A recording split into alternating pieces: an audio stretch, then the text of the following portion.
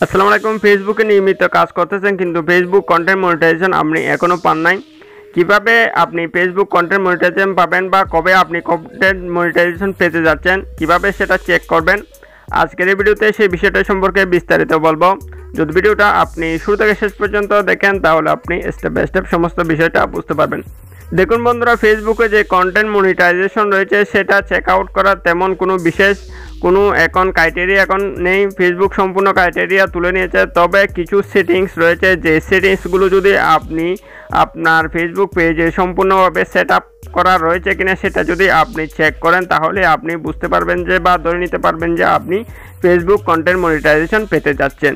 So বন্ধুরা, কী সেই settings কীভাবে আপনি চেক করবেন বা কিভাবে আপনি বুঝবেন যে আপনি ফেসবুকে কন্টেন্ট মনিটাইজেশন পেতে যাচ্ছেন, এজন্য আপনাকে যে কাজটা করতে হবে, আপনার ফেসবুক পেজে আসার পর আপনি দেখতে পাচ্ছেন উপরে যে 3 ডট লাইন রয়েছে, দেন এই লাইনের উপর আপনি ক্লিক করে দেবেন। ক্লিক করে দেওয়ার পর এখানে উপরে দেখতে পাচ্ছেন সেটিং অপশন রয়েছে, দেন আপনি সেটিং অপশন উপর ক্লিক করে দেবেন। সেটিং অপশন উপর ক্লিক করে দিলে আপনার সামনে এরকম ইন্টারফেস শো করবে।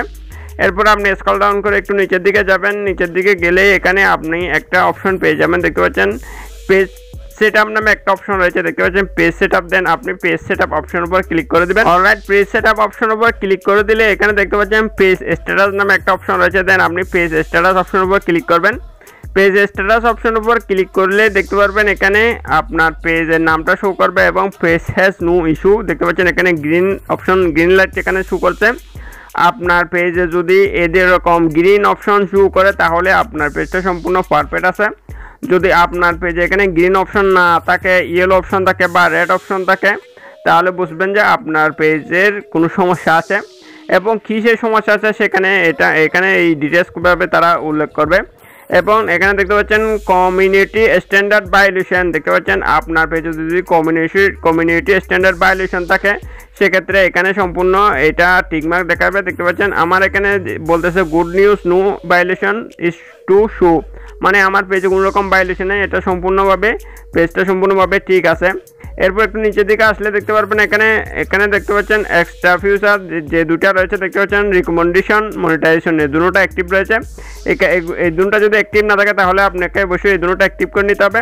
এবং আপনার পেজে দেখতে পাচ্ছেন এখানে আমার পেজটা কোনো রকম ইস্যু নাই। যদি আপনার পেজে ইস্যু থাকে, কী কারণে ইস্যুটা এসেছে এবং সেটা কারণটা খুঁজে বের করে আপনাকে ইস্যুটা প্রথমে সলভ করতে হবে।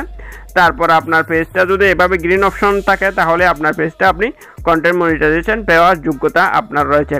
এরপর আর একটা প্রসেস রয়েছে, আমি একটু বেগে আসার পর দেখতে পাচ্ছেন এখানে পেজ রিকমেন্ডেশন নামে একটা অপশন রয়েছে, দেন আপনি পেজ রিকমেন্ডেশন অপশনের উপর ক্লিক করে দেবেন। এরপর ক্লিক করে দিলে আপনি এরকম ইন্টারফেস দেখতে পারবেন। এরপর এখানে দেখতে পাচ্ছেন রিকমেন্ডেবল, আমার পেজটা এখানে রিকমেন্ডেবল দেখাচ্ছে। যদি আপনার পেজে যদি রিকমেন্ডেবল দেখায় তাহলে ঠিক আছে, যদি নট রিকমেন্ডেবল দেখায় তাহলে অবশ্যই আপনাকে পেজটা রিকমেন্ডেবল করে নিতে হবে এবং পেজ কী কারণে রিকমেন্ডেবল না হয়ে রয়েছে সেটা আপনাকে খুঁজে বের করতে হবে।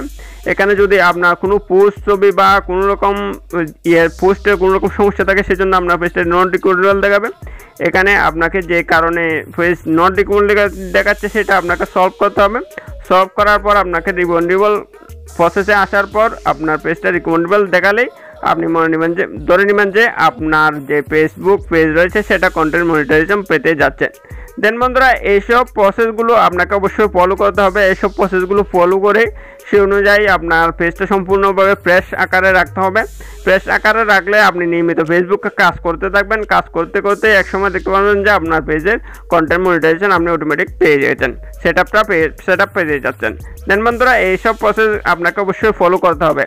দেন বন্ধুরা, হচ্ছে আজকে ভিডিও ভালো লাগলে অবশ্যই একটা লাইক করে দেবেন। আর আমাদের চ্যানেলটা যদি এখন আপনি সাবস্ক্রাইব করে না থাকেন তাহলে অবশ্যই সাবস্ক্রাইব করে সাথে থাকবেন। সবাই ভালো থাকবেন, আল্লাহ হাফেজ।